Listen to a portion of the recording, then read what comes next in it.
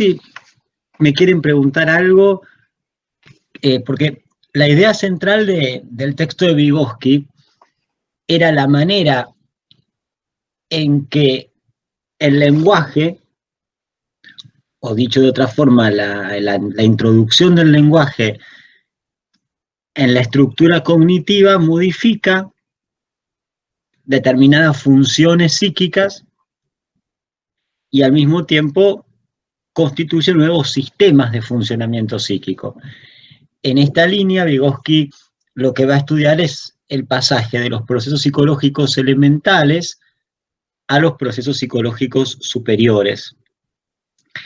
Vygotsky planteaba la idea, siguiendo a Kohler y el trabajo de Kohler con los monos, planteaba la idea de que como hay una ley general, que es la dependencia de las formas naturales de la percepción en las estructuras del campo sensorial, es decir, que los fenómenos naturales o psicológicos elementales funcionan basándose en esta estructura del campo sensorial, es decir, con un eje perceptual. Acuérdense, el mono va a usar el palo como instrumento en la medida en que lo tenga presente en el campo sensorial. Es decir, hay una dependencia directa de la conducta inteligente, acuérdense que ese camino indirecto, a los elementos que estaban presentes. Por eso el equilibrio es un equilibrio instantáneo, es cómo se organizan los elementos en ese momento particular del campo. Lo que plantea Vygotsky es que en el caso del lenguaje, la introducción del lenguaje modifica estas estructuras cognitivas, estos fenómenos elementales, por ejemplo, la atención o la percepción misma o la resolución de problemas, y los modifica introduciendo cambios de tipo cualitativos que transforman estos procesos elementales basados en la función natural, es decir, perceptual, en procesos superiores basados en el lenguaje como elemento o instrumento mediador, ¿sí? Entonces, lo que va a plantear Vygotsky es que percibimos el mundo, una vez incorporado el lenguaje, percibimos el mundo a través del lenguaje, con lo cual nuestra percepción deja de ser directa, no percibimos de forma directa el campo, sino que percibimos por un proceso mediado y complejo, el cual el lenguaje tiene un lugar central. ¿Qué dijimos pasaba? ¿Se acuerdan el ejemplo de las láminas? ¿Qué pasaba con el chico una vez que tenía lenguaje? ¿Cómo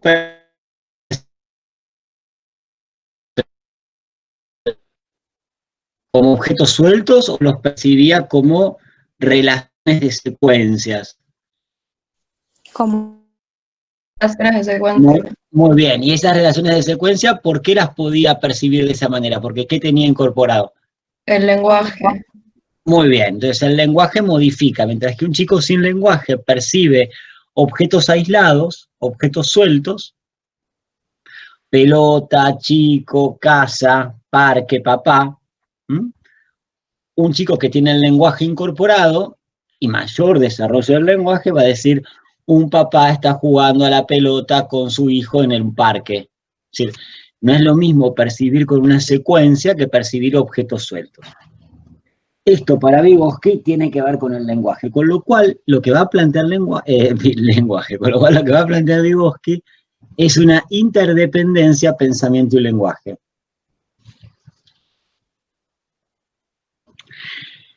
Y acá va a decir Vygotsky, hay una característica de la percepción humana que es que percibimos con sentido y significado. Es decir, no percibimos solamente figuras, formas y colores, sino que percibimos con significado. Si yo, como decíamos en la clase pasada, si vemos esto, no vemos solamente una forma, un color negro, sino que vemos una lapicera, porque nosotros percibimos con significado. Ese significado está dado por el lenguaje. Ahora, todos vamos a percibir lapicera, porque hay un significado que es común. Ese significado común viene de la cultura. Todos los que hablamos un mismo lenguaje compartimos una misma cultura y una misma significación dada por la tradición cultural. Ahora, el sentido puede ser individual.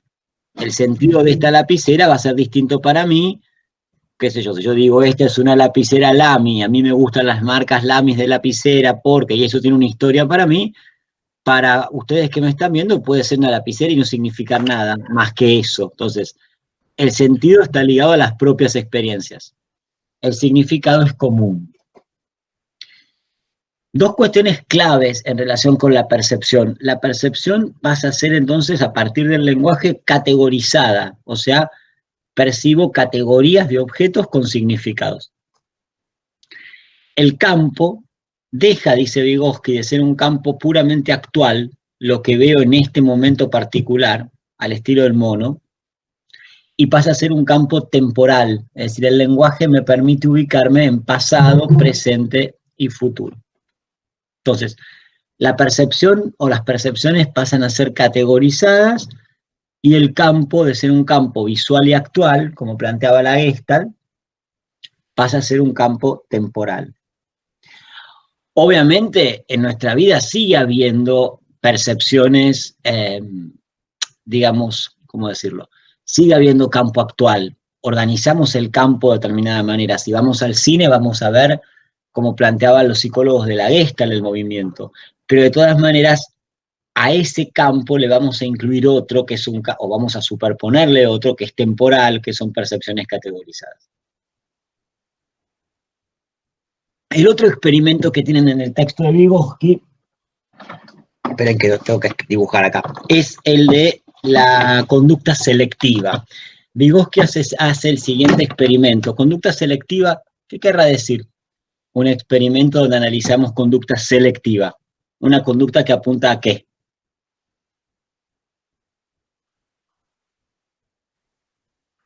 A elegir. Vygotsky le daba a los chicos una tarea.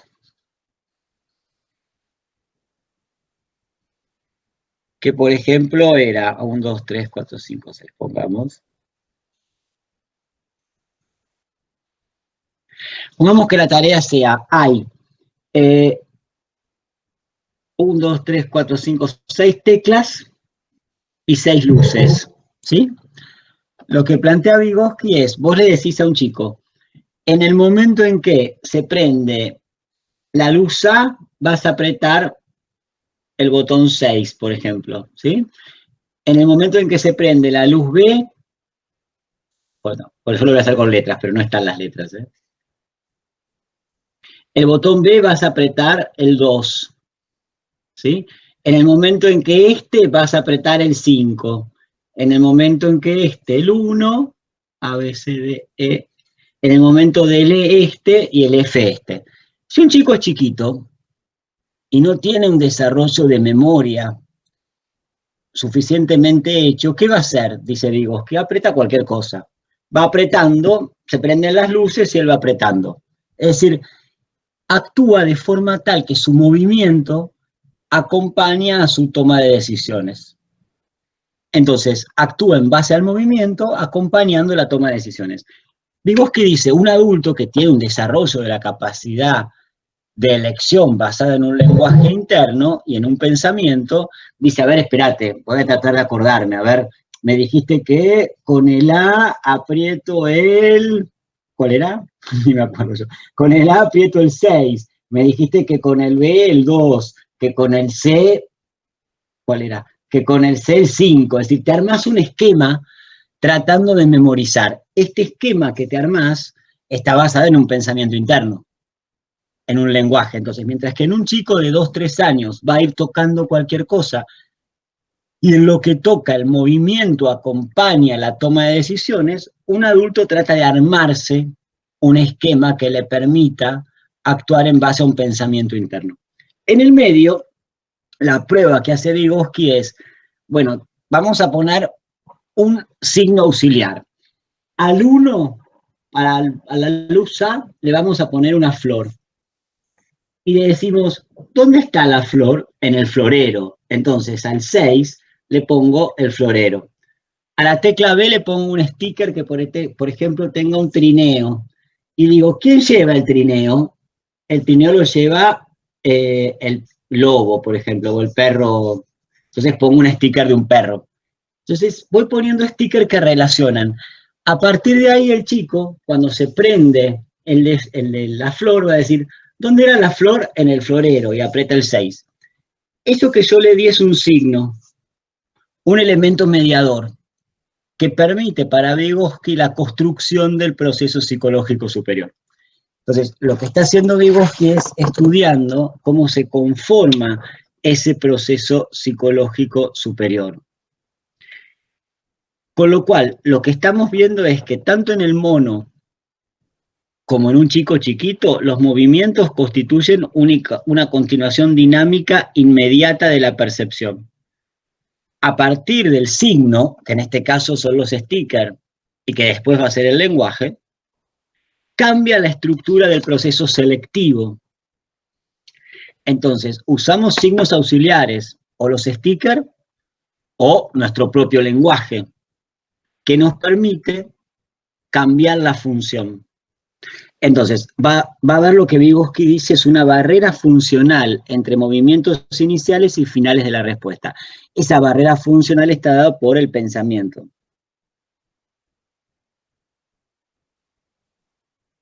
¿Preguntas hasta acá? Entonces, vimos cómo la percepción cambia a partir del lenguaje, cómo la memoria que nos permite la toma de decisiones también cambia en relación con el lenguaje. Profe, dijiste que el signo era la barrera funcional entre, no me acuerdo. El signo funciona como una barrera funcional entre el movimiento inicial y final de la respuesta. Entonces, el lenguaje te permite que tu acción no es directa. Por ejemplo, si yo te digo, vos ves algo, no actúas inmediatamente a lo que ves. No haces una relación directa. Esto sería un proceso psicológico elemental. Tipo, se prende la luz, toco la tecla. Directamente movimiento y respuesta van juntos. Sino que en el medio pensás, a ver cuál tenía que apretar, y usás el signo auxiliar, flor florero, que es el que te dio Vygotsky, o ya tenés constituido en tu mente y decís A6, B2, C5. Ahora, para decir A6, B2, C5, o para decir flor florero, tenés que tener desarrollo de lenguaje. Claro, claro. Entonces, ese desarrollo del lenguaje te permite el pensamiento y te permite que esta barrera de signos haga una barrera funcional, o sea, como una función entre el movimiento inicial y la respuesta. ¿Sí, Martina? Sí, muchas gracias. Perfecto.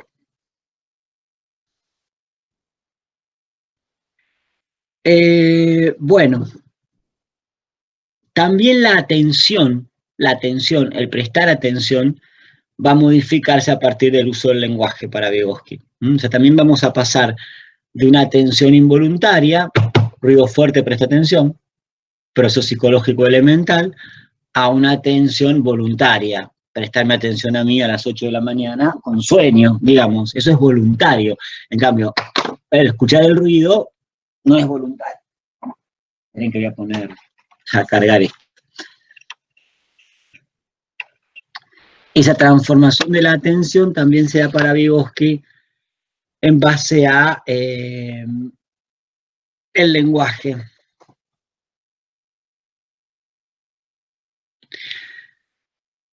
¿Por qué? Porque la atención a través del lenguaje va a estar también ligada a lo categorizado, y el niño puede prestar atención para ver. No es que el ver se le impone. Es decir, en un proceso elemental, el escuchar o el ver se nos impone. En el caso, una vez adquirido el lenguaje, podemos usar a voluntad la atención para ver. Si yo digo, quiero comer, por decir cualquier cosa, voy a mirar qué tengo alrededor. O quiero cualquier cosa, quiero, no sé, a ver, piensen en algo simple. Si ¿vieron, nunca les pasó que cuando ustedes están pensando en algo, ven todas esas cosas por la calle? Tipo, si te vas a comprar un auto, un Peugeot, ves todo el tiempo Peugeot. Digo, si te vas a comprar un perro cualquiera, un schnauzer, vas a ver todos los schnauzer que hay por la calle, o sea, no, y de golpe decís, ahora veo un montón. ¿Por qué?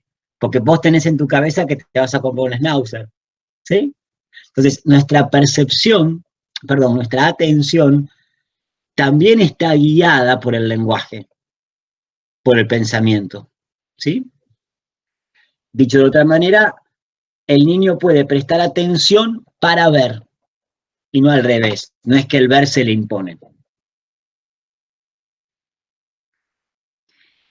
Esto permite un sistema en donde tenemos representaciones simbólicas para acciones proyectadas, o sea, acciones que decidimos.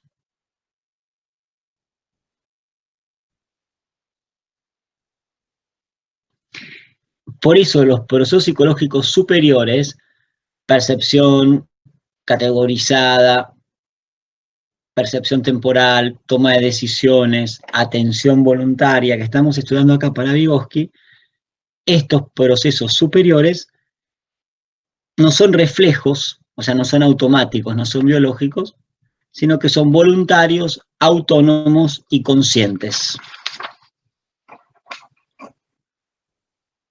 Con lo cual, lo que nos motiva a actuar ya no es un instinto, sino que es una motivación que también es social. ¿Por qué social? Porque todos estos procesos psicológicos superiores tienen un origen social, porque los elementos de mediación son sociales, es decir, están dados por la cultura. El texto de Leonor Alonso viene en la misma línea, yo estoy resumiendo un poco lo que ustedes habían leído, así que cualquier cosa después me callo y me preguntan todos ustedes. El texto de Vygotsky, de Leonor Alonso, perdón, retomando el texto de Vygotsky, habla del papel del lenguaje interior en la regulación del comportamiento, es decir, cómo el comportamiento humano y del hombre se basa en usar el lenguaje interior, o sea, en el pensar con palabras. Y ella resalta de Vygotsky la teoría del desarrollo cultural de los procesos psicológicos, es decir, que todos los procesos psicológicos superiores tienen un origen social. Esta teoría general del desarrollo cultural de los procesos psicológicos, Vygotsky la usa para explicar la mediación verbal, o sea, el pensar con palabras, en el plano intrapsíquico, o sea, pensamos nosotros mismos. Lo cual es un dominio reflexivo del propio comportamiento. Yo puedo actuar en base a una reflexión interna, como decir esto que decíamos antes. A ver, dijimos la tecla A, el 6, la B, la luz B, la 2. Es decir, yo tengo que tener un desarrollo del lenguaje para poder tener una acción reflexiva. El desarrollo de los signos, signos como el lenguaje, para Vygotsky sirve como medio de contacto social con las personas, pero también sirve como autodominio del comportamiento, que es este pensar con palabras. El lenguaje, retoma acá Alonso a Vygotsky, tiene dos momentos. Tiene una base que es una actividad social, el lenguaje es hablar con otros, y después es una base de la actividad psicológica, es decir, es la que nos permite este pensamiento con palabras para tomar decisiones.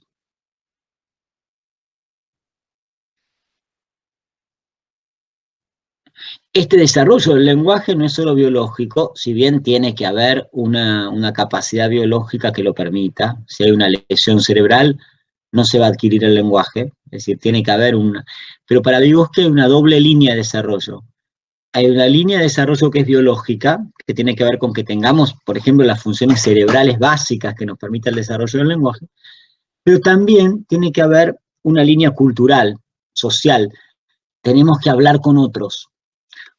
Hay estudios que mostraban que chicos, porque alguien los había encerrado, no eran estudios voluntarios, ¿no? Que si a un chico vos lo encerrabas toda su infancia en un cuarto y no hablaba con nadie, aunque tuviera una radio prendida, no aprendía a hablar. porque aprendemos a hablar en la interacción con el otro.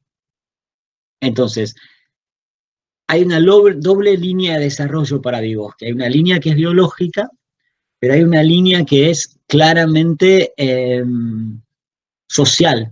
El lenguaje nos lo transmiten y nosotros incorporamos o adquirimos ese lenguaje que nos transmiten. Lo que le interesa a Vygotsky es cómo se pasa del habla externa, que es hablar con otros. Lo que dice Vygotsky es que el lenguaje empieza siendo externo. Un chico chiquito habla con otros, habla con la madre, habla con el padre, o habla en voz alta. Pero ese hablar en voz alta, que parece egocéntrico, porque está hablando con sí mismo, en realidad es un lenguaje externo, es un lenguaje social, porque aunque hable en voz alta, está como hablando con otro. Lo que le interesa a Vygotsky es cómo pasamos de ese lenguaje externo y egocéntrico a un lenguaje interno, o sea, a pensar con palabras. Y después describe Vygotsky las características de este lenguaje interno, de este lenguaje que nosotros tenemos cuando hablamos con nosotros mismos, o sea, pensamos. Primero tiene forma dialogal, dice Vygotsky, porque es la introyección del habla comunicativa, o sea, introyectamos lo que hablamos con los otros.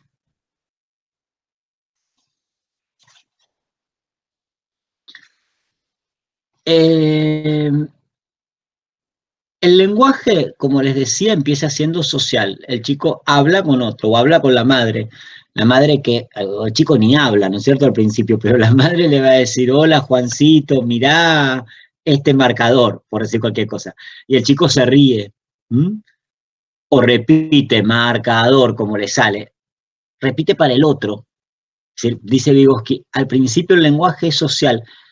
En esto difiere con Vygotsky, con Piaget, perdón, que lo vamos a ver después, en donde el lenguaje empieza siendo, para Piaget, este que Vygotsky describe como lenguaje social, que es este chico que repite marcador, aunque no le sale, o que intenta comunicarse con el otro.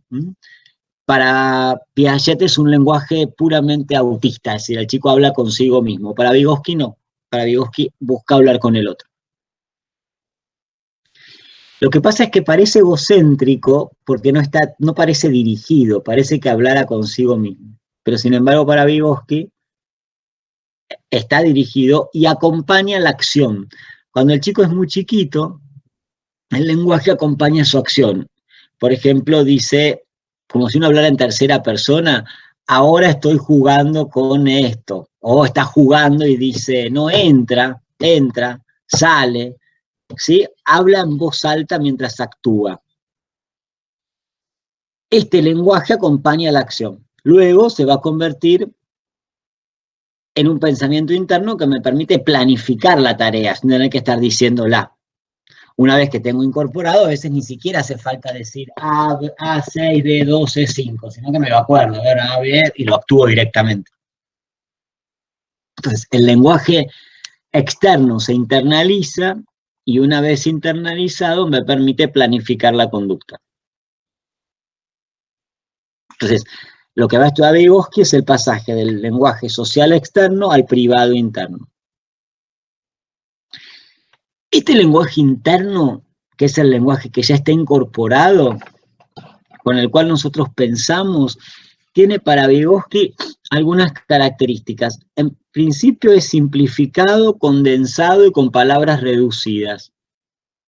Nosotros cuando pensamos, piensen, digo, cuando estamos pensando, no es que hacemos frases todas largas y complicadas, sino que por ahí son pensamientos condensados o simplificados. Es un pensamiento que remite a un montón de cosas. Y dice Vygotsky, es puramente predicado. Nosotros no pensamos, yo, Nico, hoy a la tarde voy a ir a, sino que pienso voy a. ¿Se entiende? Simplificamos y predicamos, es pura predicación. No incluimos al sujeto en nuestro pensamiento interno. Y por otro lado, se maneja básicamente con semántica, o sea, con sentido. Nuestro lenguaje interno está basado en significados. Por último, y así ya me callo y les dejo la palabra a ustedes, Lo que plantea Vygotsky es el pasaje, entonces repito, del lenguaje social, dialógico, a un lenguaje para sí desplegado, hablo en voz alta de lo que estoy haciendo, egocéntrico, hacia el lenguaje plegado interno de la propia conducta. Esto es lo que Alonso trabaja acá y toma las investigaciones de Luria, ese juego que hacen con los chicos, vieron que les van pidiendo que clasifiquen las tapitas o los colores, que al principio el chico lo va diciendo junto con el otro, lo repite hasta que lo puede hacer solo. Acá lo que se ve claramente en este experimento de Luria, que tiene que ver con esto, como cómo se estudia la función pragmática del lenguaje, que es lo que estudió Luria, que era un discípulo de Vygotsky, es decir, el acto voluntario mediatizado por el lenguaje, es como al principio el lenguaje es social, habla con el otro. Después es lenguaje para sí externo. Ahora voy a poner una tapita cuadrada con un rectángulo, otra tapita con un rectángulo. O sea, hablo para mí mismo para guiar la acción. Es egocéntrico, pero en realidad es social, porque busca al otro y busca seguir las instrucciones que dio el otro. Y por último, plegado interno, que es cuando ya regulamos solo nuestra conducta. Más o menos 5 años, el chico ya puede empezar a regular la conducta con un lenguaje aunque sea plegado externo, es decir, hablando en voz alta. El lenguaje interno silencioso como pensamiento se da a partir de los 10 años, plenamente, ¿no? Se va dando paulatinamente. O sea, el lenguaje privado se da al principio dirigido al exterior, después describe la propia actividad, después es autoguía y después es silencioso e interno. Yo les había dicho que no sé si alguno lo vio, que vieran el video que subió Liliana, donde ella hace la prueba o el experimento, a ver qué les parecía que pasaba ahí. ¿Alguno lo vio y pensó algo? Todavía no. Yo sí lo vi. Sí, A yo ver, también lo Melanie. vi. Dale, a ver, Viola y Melanie, ¿qué les pareció? No, es lo que vos decís. Primero lo dice en voz alta junto con la chica mientras va actuando, mientras va, le dice dibujar un círculo y un círculo y un círculo y una Un cruz. triángulo, ¿no? Sí, un triángulo. Primero lo va acompañando con el lenguaje y después cuando ya le agarra la mano ya lo hace sola sin decir nada. Perfecto, o sea, ahí se ve como primero necesita el lenguaje social, la palabra del adulto, y cómo una vez, lo dice en voz alta ella, lo va repitiendo, viste que dice círculo, triángulo, círculo, hasta que después ya lo hace directamente, ya hay como un lenguaje interior que guía la conducta, ¿sí? Sí. Ahí en ese experimento de Luria, interesante es ver cómo se da ese desarrollo, ¿sí? Melanie, ¿qué viste vos o qué pensaste vos? Yo puse que primero le daba un modelo visual solamente. Sí, primero Y es un modelo después visual, sí. daba la instrucción verbal y a lo último ya solo la instrucción verbal. Sí, perfecto, eso es con lo que va haciendo el investigador, Claro. para Y ver los pasos de en qué lugar del desarrollo está, ¿no es cierto? claro. Bien, Igual la nena del experimento pudo hacer todo, todo, básicamente. claro, ¿por Sí. qué? ¿Qué edad tendrá más o menos? 7, 8, ni idea. Sí, pero por ahí, cerca de los 10 años debe tener, claro, Sí, muy bien, no. muy bien. O sea, el experimento va mostrando distintos pasos para que vos veas en qué momento está. Claro, si puede copiar la acción directa, si puede copiar la acción acompañado por la instrucción, si como decía Viole tiene que repetirlo en voz alta o si ya lo tiene incorporado. Ahora, para ver eso, claro, vas probando, viste que primero se lo muestre, la chica copia la acción, después lo repite, viste que le dice ahora hacelo sin copiarme a mí, pero repitiéndolo vos, ¿sí? Es decir, es un experimento para ver en qué momento del desarrollo está, ¿sí? Muy bien. Preguntas, chicos, que no entiendan de esto. Yo calculo, hoy vamos a empezar con conductismo, terminaremos el viernes que viene y ya supongo que el mismo viernes que viene a la tarde le subo actividad de evaluación de las 2 unidades. Gestalt, Vygotsky, bueno, Gestalt y conductismo, o sea, Gestalt, Kohler, Vygotsky, conductismo. Como Profe, es, yo tengo, es un poquitín más complicado ya, ¿no? Les daré sábado, domingo, lunes. Sí, Melanie.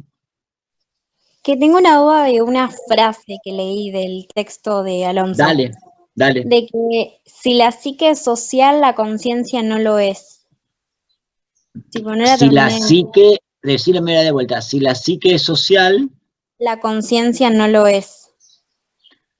ay, ¿en qué contexto está dicha? A ver, ¿de qué viene diciendo? Porque no me acuerdo. Venía en la introyección del habla. A ver, y léeme el párrafo anterior, léeme de qué viene hablando. Hoy es mi apunte.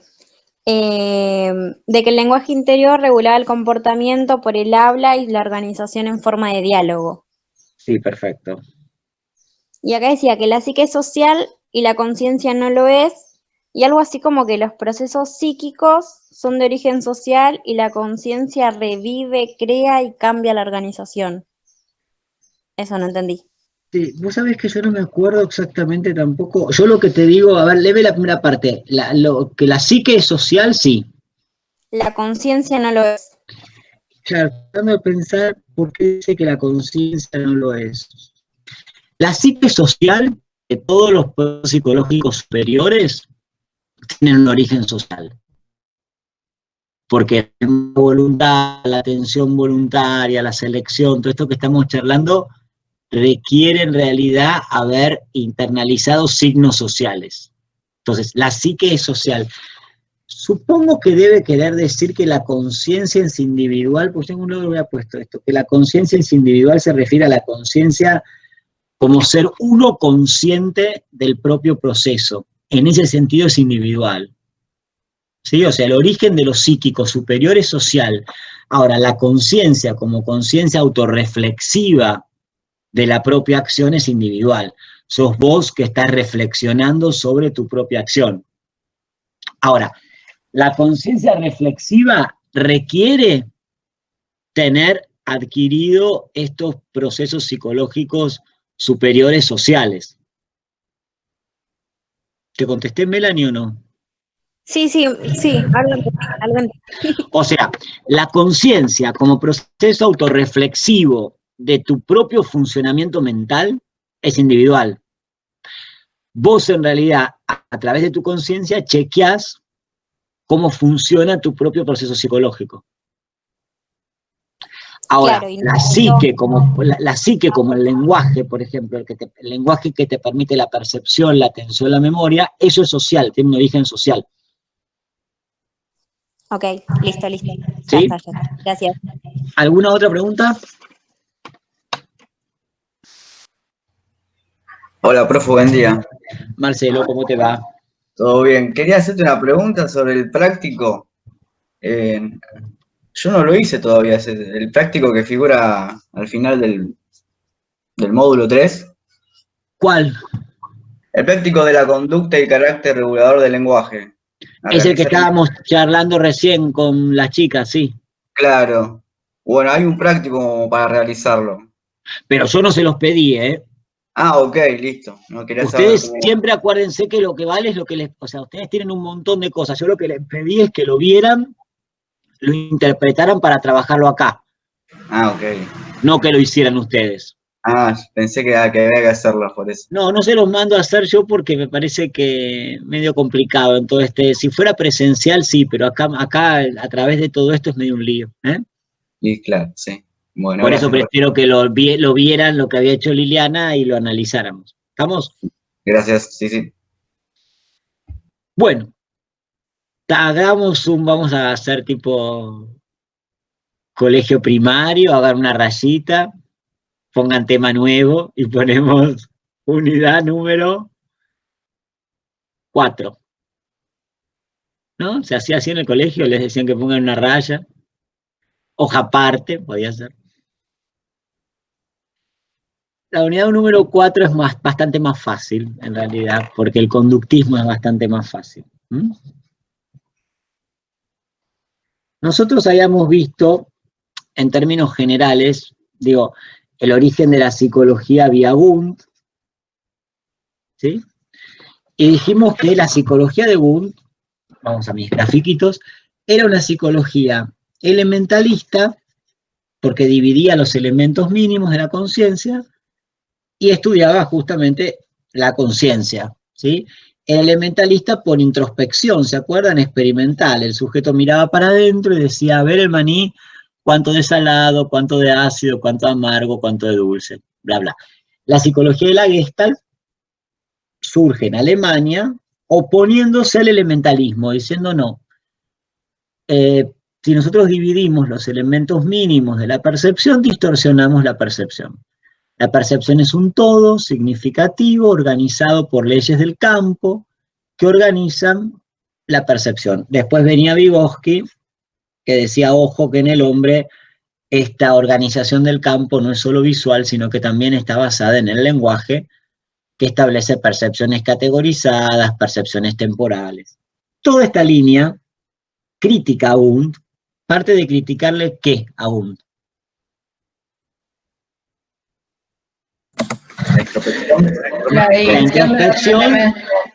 La introspección y el elementalismo, claro, la división en elementos mínimos.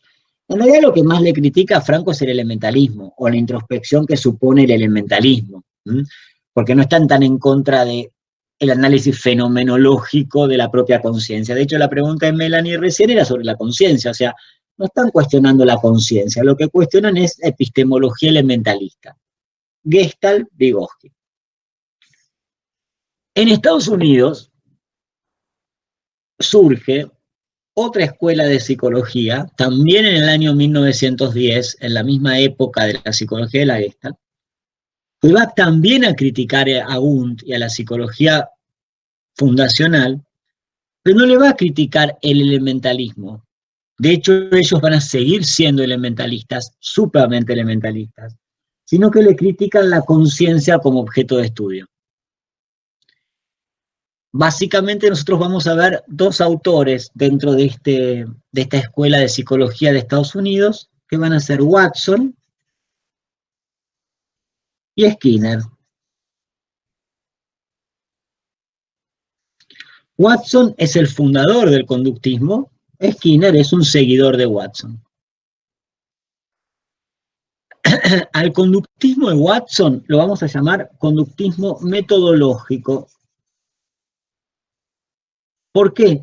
Porque lo que plantea Watson es que la conciencia no se puede estudiar.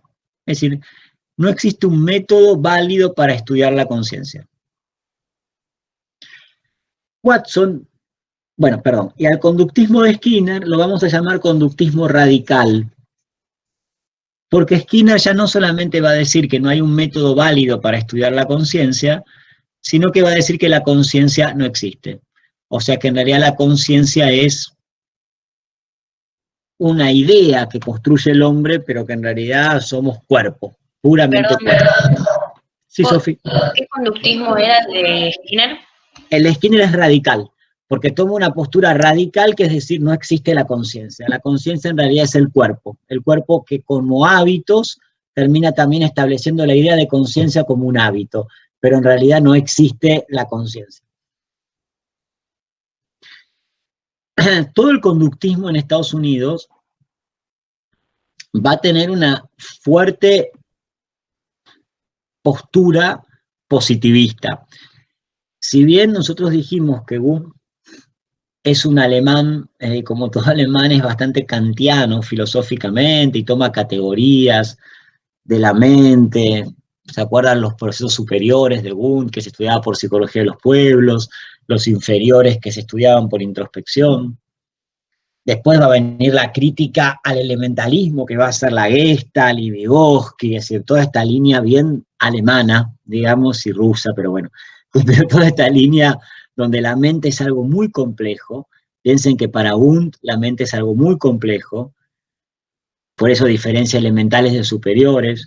Para la Gestalt la mente es algo muy complejo, por eso hablan de los fenómenos de campo. Para Vygotsky ni hablar, estamos hablando de percepciones categorizadas, atención, memoria selectiva, ¿Se dan cuenta la importancia que le dan a la mente y a la conciencia? En el otro lado del mar, en Estados Unidos, ¿qué dijo Watson? No, ¿qué tanto lío? La conciencia no se puede estudiar, la mente no se puede estudiar. Después Skinner dijo, esto no existe ni la mente ni la conciencia. Lo único que podemos estudiar, ¿qué es? Lo que vemos. ¿Y qué es lo único que vemos? La conducta. La conducta observable. Entonces van a decir, a mí no me importa lo que la gente piense o diga, a mí me importa solamente lo que la gente hace. Y lo que hace lo tengo que poder ver. Tiene que ser observable. Profe, ¿quién dijo o quiénes decían eso de la conciencia? ¿Cómo, Martín? No te entendí, perdón. ¿Quiénes dijeron eso de la conciencia? O sea, ¿quiénes plantearon eso? Lo que estoy diciendo ahora, que la conciencia no se puede estudiar, que no existe, Watson y Skinner. No, lo que dijo recién. Que te importa solo lo que el humano hace, no lo que piensa. Sí, lo mismo, claro. es lo mismo. Okay. Sí, los conductistas, sí. Ok. Entonces, a ver, lo importante es, para la psicología alemana y rusa, la mente es central. No importa que la tomemos elementalistamente la conciencia o no. Vuelvo al punto. Acuérdense de Wundt. Procesos psicológicos inferiores, superiores, psicología de los pueblos, totemismo, bla, bla. Gestalt, piensen en la Gestalt, los fenómenos que se me aparecen, el movimiento, por qué percibo el movimiento, cómo el mono actúa inteligente, bla, bla. El mono era inteligente para la Gestalt. El mono reestructuraba el campo cognitivo para alcanzar su objetivo. ¿Se dan cuenta? Vygotsky ni hablar, es lo que diferenciábamos mente como psique, como social, con origen, lenguaje, cambiamos la categoría. Bueno, y acá llegaron desde el positivismo más duro, desde el empirismo más duro, Watson y Skinner, y dijeron no hay conciencia, lo único que hay es conducta. No hay mente, no hay nada. Se basaron, sobre todo Watson, en un psicólogo, en un fisiólogo ruso que se llamaba Pavlov, que había hecho experimentos de condicionamiento clásico o reflejo. ¿Qué había hecho Pavlov? Pavlov agarraba un perro, ¿sí? Pavlov agarraba un perro, lo ponía arriba de una mesa, ¿sí? Ponía acá como una pantalla, él se escondía acá atrás de la pantalla. ¿Y qué hacía Pavlov? Le sacaba al perro comida. Le ponía como una cánula acá en la boquita, del cual salía una jeringuita que medía la cantidad de saliva que el perro largaba. Cuando le mostraba la comida, el perro salivaba. Entonces decía, hay un estímulo incondicionado, comida, incondicionado porque nadie se lo enseñó, sino que sale solo, y una respuesta incondicionada del perro, salivación. Es un proceso automático, no hay aprendizaje. ¿Qué hace Pavlov con el perro? Lo que hace es, toca una campana, ¿sí? Cuando toca la campana, el perro no hace nada, eso quiere decir que es un estímulo neutro, no produce ninguna acción específica. Lo que va a hacer Pavlov ahora es, cada vez que le dé la comida va a tocar la campana, o sea, va a unir el estímulo incondicionado, comida, con este estímulo neutro, campana. ¿Y qué va a pasar acá? Que cuando después solo toque la campana ya va a funcionar como un estímulo condicionado, el perro va a salivar, igual que como salivaba cuando veía comida. Entonces ahora, solamente con escuchar la campana, el perro saliva. O sea que el estímulo condicionado provoca la respuesta condicionada. Acá se dio un aprendizaje por condicionamiento. Esto que Pavlov hizo con el perro, Watson lo toma para los hombres y va a decir, todo el aprendizaje humano se da de esta manera. se da por condicionamiento clásico. Unimos un estímulo incondicionado con un estímulo neutro. Esto Watson lo probó con un chiquito que se llamó Albert, donde él quería que Albert tuviera miedo a una rata. Entonces, ¿qué hacía Watson? Lo ponía a Albert en un corralito y le daba distintas cosas para jugar. Le daba una pelota, el chico jugaba, le daba un muñeco, el chico jugaba, le mostraba un hámster, una ratita blanca, el chico jugaba. Son estímulos neutros, no provocan reacción específica.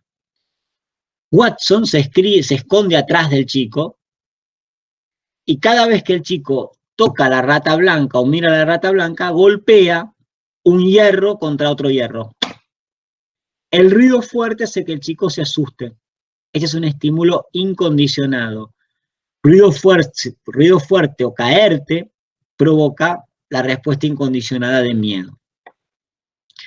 ¿Con qué se va a asociar? ¿Con qué estímulo? Rata blanca. Con lo cual, después de la repetición de esta secuencia, dice Watson, cada vez que el chico ve una rata blanca llora y grita, aunque nadie golpee la barra de hierro. Unió. Igual que el perro que había unido comida con campana, el chico une ruido fuerte, miedo, con rata. Ahora, cada vez que ve la rata tiene miedo. Lo que dice Watson es que solamente hay 3 emociones básicas. El ruido que provoca miedo, ruido o caerse que provoca miedo, las caricias que provocan amor, tranquilidad, o imposibilidad de moverse, o sea, agarrarlo mucho que provoca bronca, cólera. A partir de estas 3 emociones básicas o estímulos incondicionados se van asociando todas las demás. Esta forma de asociación es la que Watson llama condicionamiento clásico. La conducta es solo lo observable, solo lo que vemos.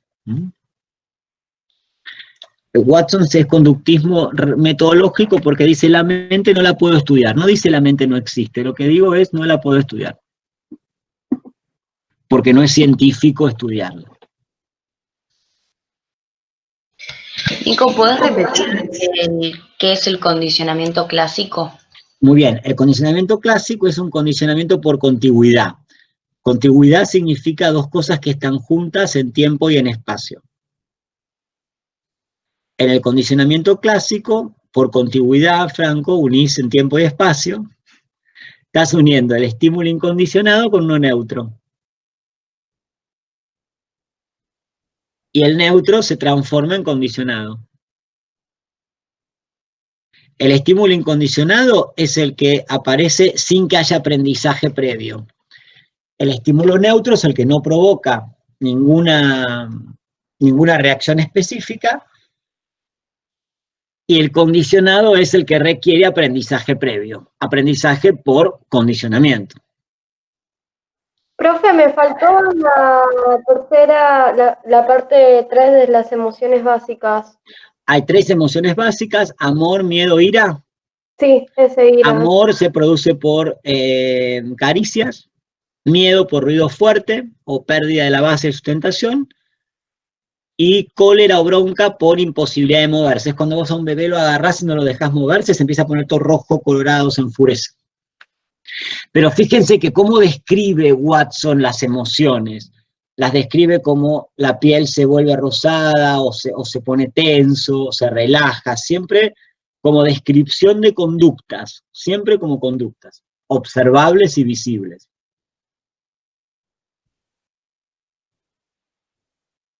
Sí, Lara. Lara era así, ¿no? Sí, me quedó claro, gracias. ¿Alguna otra pregunta? Así digo una cosita más y cortamos.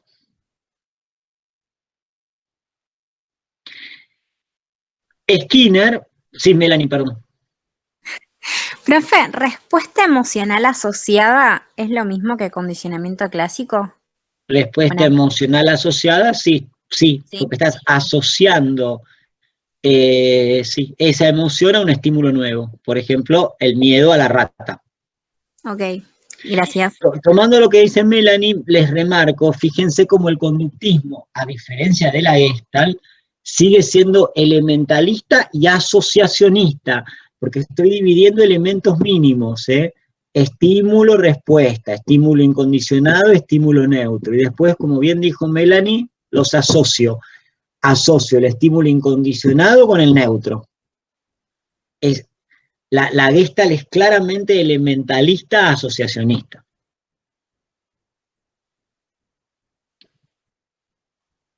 Cierro con un concepto que se los explico el viernes que viene. Skinner va a hablar de un otro tipo de condicionamiento que va a llamar condicionamiento operante.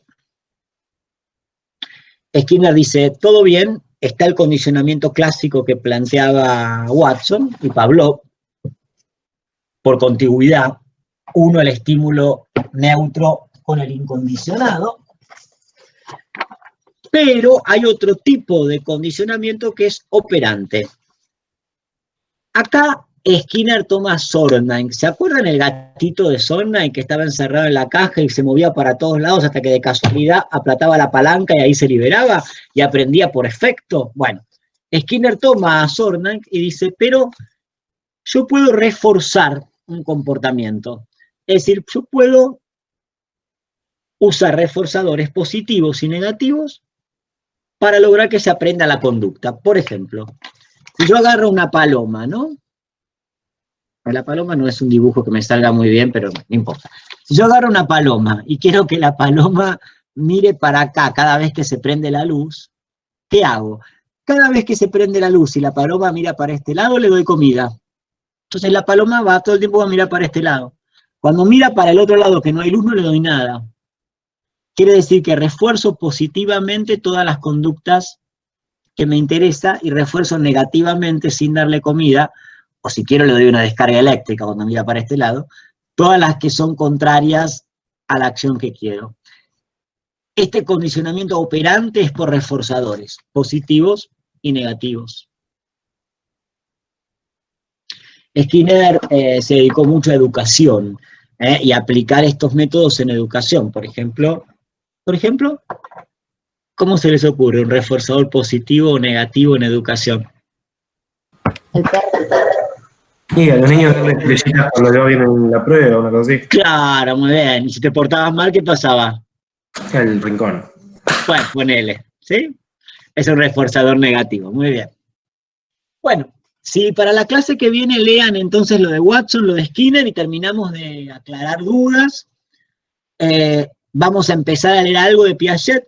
Busquen el primer texto de Piaget, empiécenlo a leer, así podemos empezar algo con Piaget. Y yo diría que yo el viernes que viene damos la clase como siempre, y el viernes a la tarde les subo la tarea. ¿Les parece bien que se las deje fin de semana y lunes, o les complico la vida? En mi caso, profe, sería ideal fin de semana, porque en las semanas no puedo. No, Sí, vos me dijiste. Es perfecto. ¿Cómo se el fin de sí? semana. Es perfecto el fin de semana, por ahí, entre las clases que tenemos, yo trabajo y Bueno. el fin de semana, el sábado y domingo uno lo puede hacer más tranquilo. Me parece bárbaro. Entonces yo se los voy a subir el viernes y por ahí que me lo entreguen a la noche del lunes. Así Perfecto, profe, gracias. tienen 3 días. Pero bueno, igual nos vemos el viernes que viene en la clase. Terminamos de redondear todo lo que ustedes quieran de conductismo, de Gestalt, de Vygotsky. Y si tenemos tiempo, empezamos con Piaget. ¿Todos de acuerdo? Sí, está bien. Sí. Bueno, transmítanselo a los que no están, ¿sí? Así ya todos saben que, porque aprovechen para estudiar, porque si yo les subo el viernes y van a tener fin de semana para hacerlo, ténganlo estudiado, empiecen a leer los textos, el que no lo leyó, así puede resolverlo bien. Buenísimo. Gracias, profe. Bueno, ¿alguien me debe recuperatorio de la preevaluación 2? Porque 2 me la mandaron. Luli Álvarez me lo mandó y alguien más me lo mandó, pero bueno. No, bueno, ok. Bueno, buen fin de semana, descansar. Buen fin de semana.